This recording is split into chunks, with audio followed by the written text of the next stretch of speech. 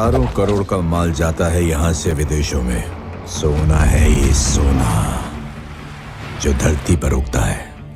प्यार से लोग इसे लाल चंदन कहते हैं।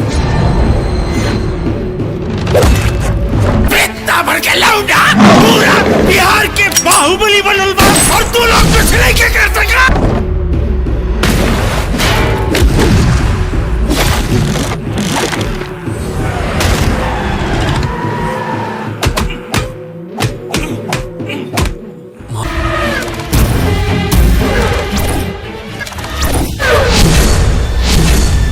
पुष्पा फिल्म की माँ, अल्लू अर्जुन की मम्मी, और हमारे फिल्म में भी ये माँ बनी है।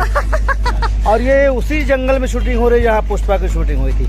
मैं 2 लीजेंड लोगों के साथ काम कर रहा हूँ। It's my thank you.